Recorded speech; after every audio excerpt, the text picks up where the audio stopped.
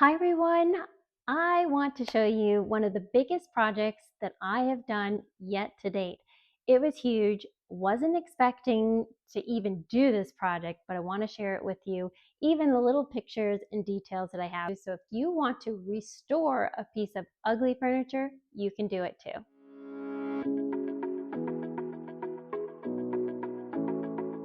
Hi everyone, I'm Amy and welcome back to my crafty home. Today's video I'm going to tell you about a little story. Well, I went on Facebook Marketplace and I found a piece of furniture that I really loved, and the detail of it was just perfect. So I had a few friends of mine take my truck to get this big piece of furniture. Well, it was this dresser. And when they came back, I took a look at it and it was not at all what I had expected. It was not in good shape. I don't know the first thing about restoring furniture, but to my surprise, I was going to quickly find out how to do it, right? Because I had this beautiful piece of furniture, I didn't want to bring it back. I had to quickly figure this out. My husband even was like, what did you just have us do? This piece of furniture is not what I had in mind either. I was like, okay, we're going to make this work. I'm going to figure it out. The piece of furniture was quality piece and was probably absolutely stunning in its time, but it was no longer that. So I quickly reached out to my aunt and uncle. They restore furniture, and I was like, help me. I don't know what to do. I now inherited a huge problem. Can you help me find out the materials that I need and how to do this? And they did. So I went to my local Home Depot store and I picked up all the materials that I needed. I'm going to show you a few of the items that I use that probably will make a really overwhelming situation if it was like in my case, because now I have this furniture and I don't know what to do with it, right? Well, I have the solutions for you. So if you want to see how to restore a piece of furniture, stick around and I'll show you some helpful tips that helped me and I know they'll help you. So when I reached out to my aunt and uncle, the first things they told me to do is I need to clean my piece of furniture and then rough it up with a little bit of sandpaper. So that way the paint can adhere to the dresser. Then after I'm going to do that, I'm also going to be sure to take off the hardware. You're probably going to take off the hardware first, right? That'll probably make the sanding a lot easier for you. Once I go ahead and make sure that all the hardware is taken off, I cleaned and I lightly sanded. You don't have to go crazy on that, but just something so that it just gets a little bit roughy. Roughy, is that a word? No.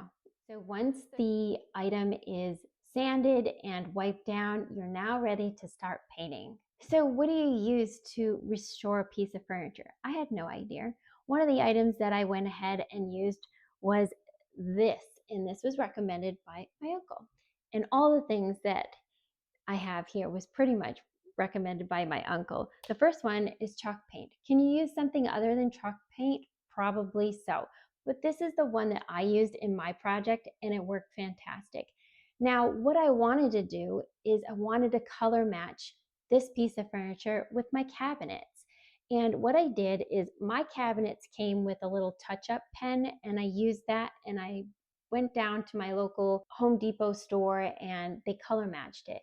If they don't have like a color pen like that, what you could also do is take off a drawer or a door, bring that down to your local Home Depot or maybe a Lowe's and have them color match it there. So you can do that just about with anything really. Like if a piece of fabric that you really like, you can bring it down and they'll help you out. I went ahead and got the chalk paint and this one here was pretty easy. I can't tell you what brand it is. I think it's Bear because I actually use it. And I used 2 cans of this for this project. The next one that I want to share with you is the top coat. So once you go ahead and make sure that it's completely sealed with the chalk paint, I used 2 layers of that. And then there were a few spots that I needed to touch it up even more. So I went ahead in some areas with the 3rd coat. You can be as picky as you want. It's to your liking. So if you think that it needs some extra spots, touch up there and there, here and there, go ahead and do it. But again, it's to your liking.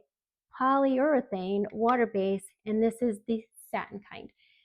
Again, you can use whatever you like. This is the one that I used in this project and it came out perfect for me. I loved it. And I went ahead and did 2 coats of this and it was pretty easy. Now, how do you apply all this stuff? I use these and a paintbrush. And let me tell you, if I could have used a spray gun, I would have used the spray gun. And they are roughly about $70.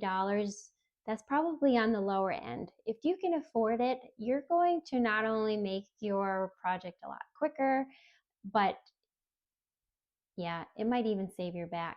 I'm just being honest. I'm not that young anymore and it was a little tedious. It probably took me a little under a week to do this whole project. And the other thing I want to say is if you're going to be doing this outside, be aware of pollen and pieces that are going to be coming off the trees. And who knows, maybe bird poop. That didn't happen to me, but could have. Luckily, that didn't. And I was able to get this project done within about a week. I bet you any money I probably could have gotten it done a lot quicker if I was even in the garage because I had to go over some of the pieces because like pollen and pieces of sticks and stuff like that were sticking in the paint. So just be aware of your surroundings when you're going to do this project. You're going to want to do it in an area that is good for you and the piece of furniture. Just FYI. The first thing I used is the brush. And again, I would have used the sprayer, but I didn't have that. So I used the paintbrush and I used this because it got into little crevices. And the other things that I used were these rollers. And this was really easy to use. This one here, I started off with this, but then the guy at Home Depot said, don't use this, use this one. And this was easy because it rolls. And this one here just kind of pushed the roller and that wasn't really sufficient. So this one here is a better choice. It is a little bit more money, but this is the way you want to go. Let me tell you the last thing that I used. The last thing I used was called Rub and Buff. And this here is in the color of antique gold. And I'm telling you, this made the whole project pop. I put a little of this on a paper plate. I used my finger and I went ahead and rubbed it on all the detail. So the whole project didn't cost me a lot at all. And the dresser, believe it or not, only cost me $25. The materials that I got at Home Depot were probably about another 130.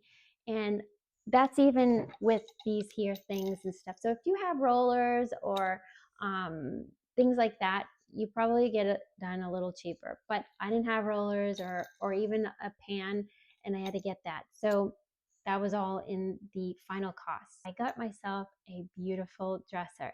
Very overwhelming at first, but once I knew the materials and the items that I needed, it wasn't at all. It was just a little time consuming, but the project in the end came out perfect. Let me show you. So here's the final project. And if you go up here, you can see the very fine details of this dresser.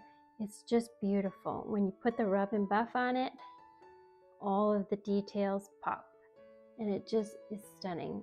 And now it's going to have a new life.